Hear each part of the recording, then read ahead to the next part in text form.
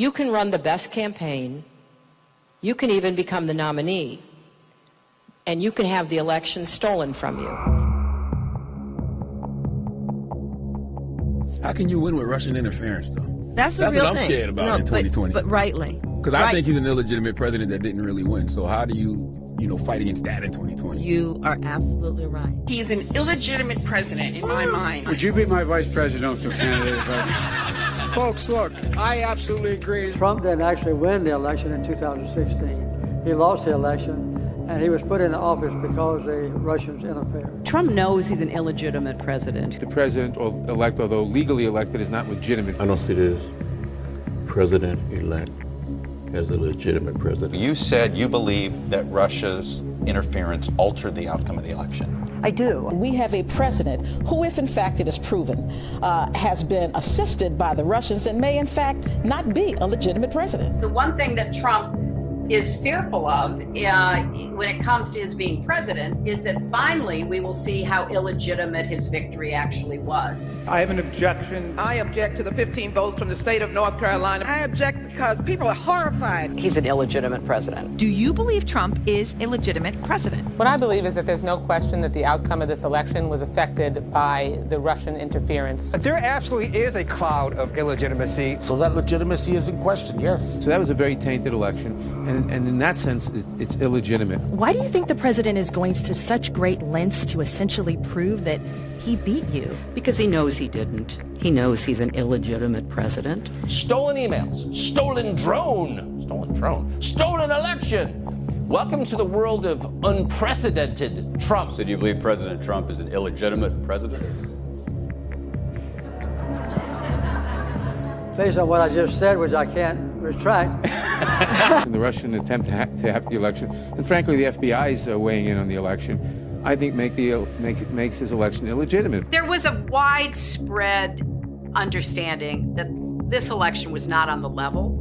We still don't know what really happened, Isaac. I mean, there's just a lot that I think will be revealed, history will discover, but you don't win by 3 million votes and have all this other shenanigan stuff going on and not come away with an idea like, whoa, something's not right here. The outcome of the election was affected by their interference, and now we need to know, to what degree, if any, the Trump campaign was actually in collusion with with Russia. He knows he's an illegitimate president. So of course he's obsessed with me, and I believe that it's a guilty conscience. We actually won the last presidential election, folks. They stole the last presidential election. And Al Gore won that election. I think he won it anyway. Actually, I think I carried Florida. Bush versus Gore.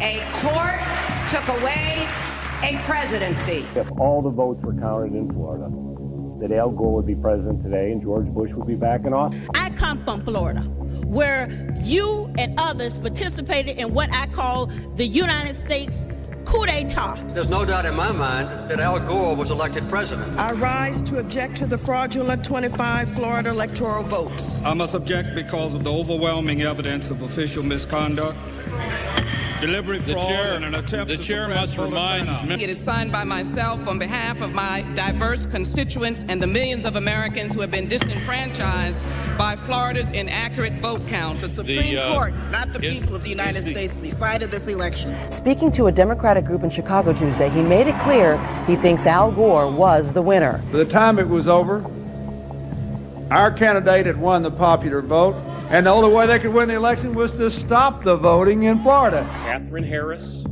Jeb Bush, Jim Baker, and the Supreme Court hadn't tampered with the results, Al Gore would be president. The Supreme Court elected the president. 2004, yes. Al Gore won the state of Florida in 2000, although not the presidency. But the Supreme Court tampered? That's a large charge.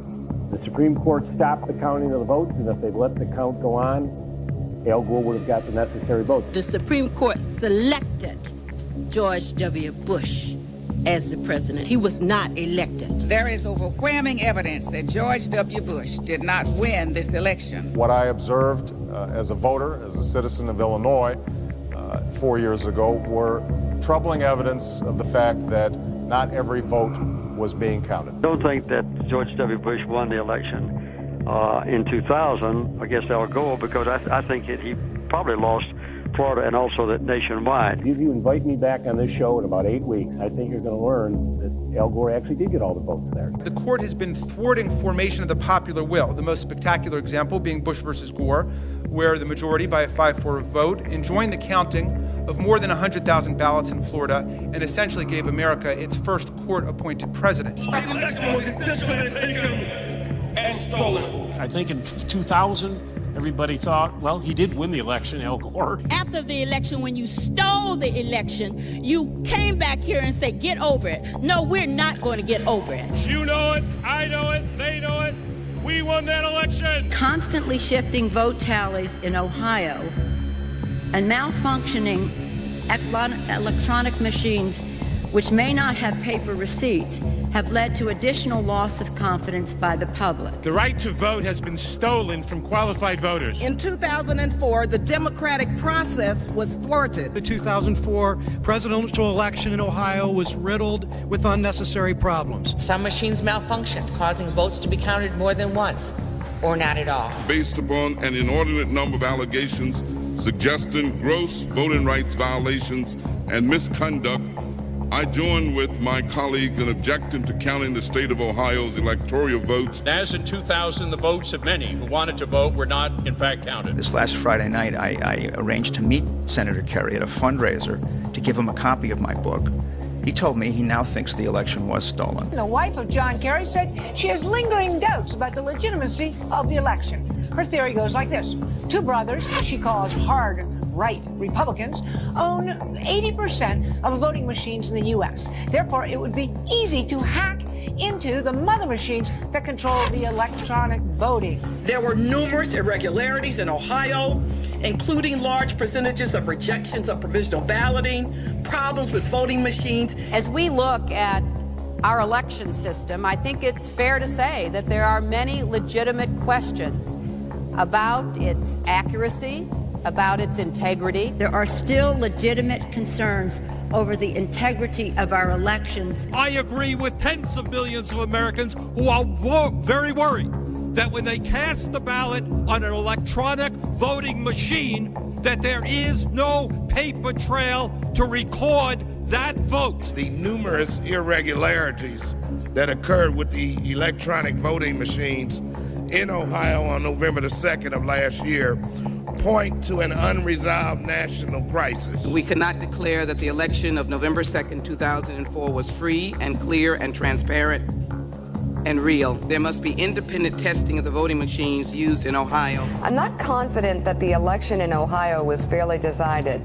We know that there was substantial voter suppression, and the machines were not reliable. The members of Congress who have brought this challenge are speaking up for their aggrieved constituents, many of whom may have been disenfranchised in this process. Treating today's electoral vote count in Congress as a meaningless ritual would be an insult to our democracy unless we registered our own protest against the obviously flawed voting process that took place in so many of our states. Voters who wish to cast a vote for president or vice president can't approach the polls with certainty that their vote will be counted. One of the most significant problems in Ohio and in many other states was the lack of measures to ensure the integrity of electronic voting machines. In 2004, they caused Democratic voters in Ohio to wait for 8 hours before they could cast their ballot.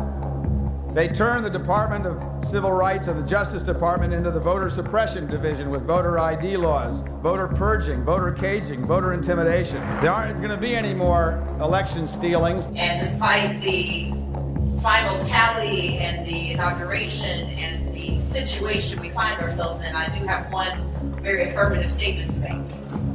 We won. Without voter suppression, Stacey Abrams would be the governor of Georgia. Andrew Gillum is the governor of Florida. You refused to concede and say that you lost. Do you stand by that decision today? Absolutely. The election was not fair. The process was not fair. If Stacey Abrams doesn't win in Georgia, they stole it. It's clear. It's clear. I think that Stacey Abrams' election is being stolen from her. It was not a free and fair election. Brian Kemp stole the gubernatorial election from Georgians and Stacey Abrams. But will I say that this election was not tainted, was not a disinvestment and a disenfranchisement of thousands of voters?